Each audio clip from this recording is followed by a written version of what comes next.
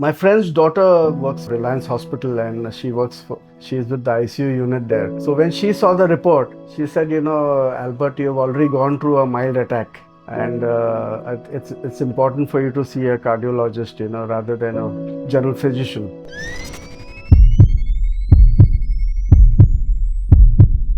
Good afternoon. My name is Albert Amanna, and I'm 56 years old as of now.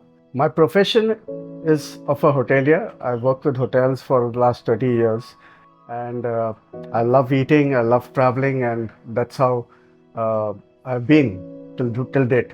Recently, during my travel to Karnataka, while I was on my job assignment, I realized that while I was climbing the staircase, I had some breathlessness problem, and because of that, I said, when I return back, I will, meet up with my family doctor and get all my routine checkups done, which I had not done since July last year. When I came that evening and I went and I met my local physician, Mr. Subnis, Sushil Subnis, Dr. Sushil Subnis, he said that, why don't you do your ECG and then your blood reports and all those kind of things. So I said, okay, perfectly okay. And that evening itself, I went in for my ECG first. And I said, I'll do my blood report the next day in the morning. So while the ECG was done in the evening, the ECG report did not come out good. And unfortunately, I was told that I need to see my doctor urgently.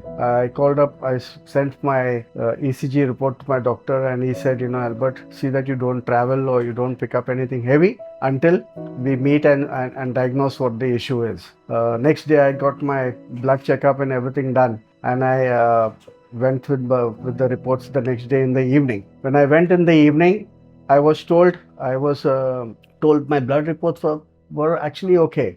I had absolutely no diabetes. My cholesterol was just about 209. But the doctor was worried that, even after all that, how come I'm having this problem? So he wanted me to have a chest X-ray taken. And he said, why don't you do a 2D echo? So the next day itself, I got my 2D echo done. So while I was getting my 2D echo done, the doctor kept on asking me whether, I had any pain in the chest and all that. And I said, I did not realize anything, you see. And so he said, no, I need to speak to your family doctor urgently. I called up my family doctor, but he did not take my call. And I had a friend who had come along with me. I went to his house with the report that was given by this 2D specialist. My friend's daughter works at Reliance Hospital and she's with the ICU unit there. So when she saw the report, she said, Albert, you've already gone through a mild attack, and it's important for you to see a cardiologist, rather than a general physician. So what I did was I called up my childhood friend who's knowledgeable and who's been in the pharma world for many years. He works with the Zydus Pharmaceuticals. His name is Dilip Kode. I called him up and I sent him all my reports, and he said, Albert, you need to meet a cardiologist rather than a general physician. And through his network, he connected me to Dr. Shakil Sheikh, who was from Kalyan, very close by to where I lived. And next day in the morning, I went to that doctor. The doctor again, Dr. Shakil Sheikh again took my ECG as well as my 2D echo, and he said, Albert, whatever reports have been taken earlier matches, so it's very important, I think, for you to get your angiography done. And he said that he was a visiting doctor with the AIMS hospital at Dombivli, and he said, why don't you get your angiography done there? And within a day, the next day, we did the angiography. And after the angiography, my family was informed that I had 200% blocks and 186% block.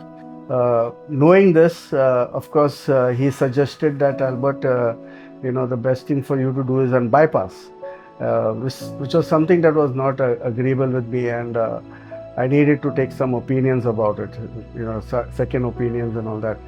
So we did speak a couple of doctors and all that. The best thing that was suggested was that I have to go through a bypass because angioplasty wouldn't work in a situation of this kind. I'm glad, that I was talking to a right friend of mine who could give me the best advice, because this is one of the most difficult times. You don't have an option and who you don't know who to connect with regards to your angioplasty or bypass needs to be done. So what I did was, since my friend was knowledgeable, and then he was suggested the name by Dr. Shakil to meet Dr. Arvind Singh Gahlot, and that's when Mr. Gahlot was reached by my friend Dilip, and he got to know about him and kind of works he has done and the kind of hospitals that he has been conducting his surgeries. We felt that he is the right person to go ahead with it. Although at this very stage, many advised me with angioplasty, and I said I would want to speak to my doctor who's going to be conducting my bypass, so that I talk to him and I'm comfortable whether I'm going in for the right thing or no. Before my surgery on the 27th of March, I was admitted in the hospital at AIIMS in Dombivli on the 25th, and 25th I got to meet Dr. Arvind Singh Gahlot. The first approach for me was that he, being a very pleasant person and very knowledgeable and very approachable, most of the doctors are actually very rigid with their sayings and all that, but he was very pleasant to speak to, and while I wanted to have all my questions taken down with him. So I asked him, why that I need to do and bypass, rather than an angioplasty. So he very nicely, described what angioplasty was all about and what bypass would be all about. And he said, bypass was like, just getting about a new heart once it is done. And by God's grace, he told me that your inside, the arteries in the heart is all very nice. I wouldn't have to remove an artery from anywhere else, but use the same from the heart itself and, get your surgery done. After all that, with his confidence, which he could put into me, and my friend's decision, we went in for the bypass. And on the 27th in the afternoon, my bypass was conducted.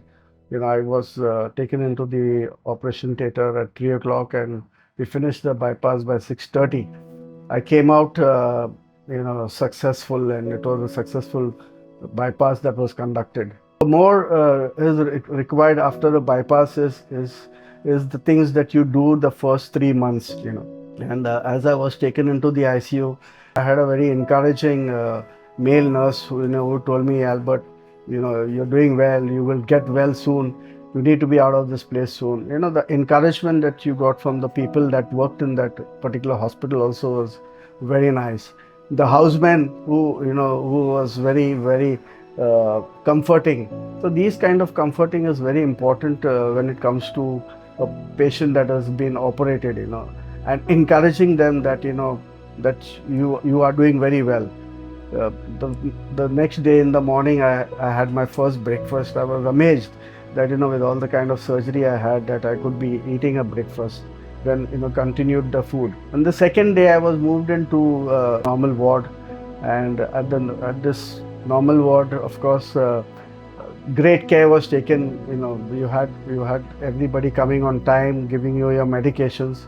Hell lot of tablets that I took, which I never did in my life, but I had to do that, because that is what kept away the pain and all. Was bearable. The surgery was done wonderfully. The healing process was so good that on the 6th day I was sent home. Of course, I continued my dressing and all those things, so that I do not get any kind of pus or septicemia, because that was something that I was actually afraid of. So I had the right nurse come over and dress me up every day. On the 15th day, when I went to see the doctor was amazed at seeing the recovery and the healing that was there. And of course, my last stitches that was required to be taken out, was sutures were taken out. Then I had my other visit, that was after a month, and that's when my doctor had to jokingly tell me what the truth was. He said, Albert, when you came with your friend, I was wondering whether you were the patient or my friend was the patient. Which was actually true, because my friend also had gone through an surgery for colon cancer, so he looked more than a patient than me. But, however, then to the end, he wanted to actually take out a pic of my surgery, And when I picked up my t-shirt to show it to him, he really couldn't find the mark, the scar. So he was saying, Albert, I'm so happy that your healing, has happened so well, and you really took care of your things very well. Most important thing that I was always concerned about was my diet. And the doctor very, very comfortably told me, Albert, you can eat whatever you want. Only thing is that be away from oil, be away from excess salt, take your rest well, keep doing things at the right time, your diet, your sleep, your rest and all those things. Though he told me, Albert, you can't travel for 3 months. You need to be very serious about it. Keep wearing your chest belt regularly. But I had my first travel on the first month itself, on the 29th of April, which I couldn't miss. I had to be there. I did take doctor's advice on it. He said, Albert, for this thing you can do it, but no more of your traveling, for the next 3 months. But today is the 13th of June, place in Kurla, where I've started already traveling by local trains. That is how Mumbai life is all about, you see. So I think, the positiveness that should be there in the person itself, and the positiveness that should come from the doctors that, treat you, is very, very important for your healing process. Getting into you, making you an optimistic person, saying that, everything goes well. I've been told that, I have a heart today of a 25-year-old, and I can do whatever I want, and which is a great feeling. But to the end, I would say that you have gone through a bypass. You must strictly take your medicines on time. You need to take your rest on time. You need to be careful about your travel. You need to wear your, chest belt when you're traveling, because I realized that, they actually cut me right from top to down. And I asked my doctor how my ribs are put together. And he said, they are all, with a steel wire, they've been tied together, and it's a fracture, and you need it to heal fast, need it to heal well. And I know that, when it comes to healing, it is about, having extra calcium, protein, and those kind of things. So I've seen to it that I have these things in my diet so that it helps the healing process, as well as the medicines. And my advice to, and my suggestion to everybody is that when you get to know that you have to go to a bypass, get to know a little more about it, get it done through a right doctor, have the right people give you the advice, because you have so many people who will give you advice and drive you crazy. They'll tell you Ayurvedic can heal, and this can heal, and that can heal. Angioplasty is the best thing to do. But sometimes when angioplasty don't work, you have to go in for a bypass again. And that's an expense. I had funds issues also. So that for that reason, I had to take a decision of a bypass, and I didn't want to, play another game. So everything by God's grace went very successful, and I thank, Dr. Shakil, to guide me to the right cardiosurgeon. I thank Dr. Arvind Gahlot for his wonderful surgery. I'm so happy that, I have no scar left behind. Nobody can really say that I went through a bypass. Thirdly, the hospital, for its hygiene, for the people, for the staff, everything was wonderful, I would love to be in a hospital of that kind. I hate hospitals, but believe me, when I was asked to go home, I said, why not stay another day? That is how it was. Thank you very much.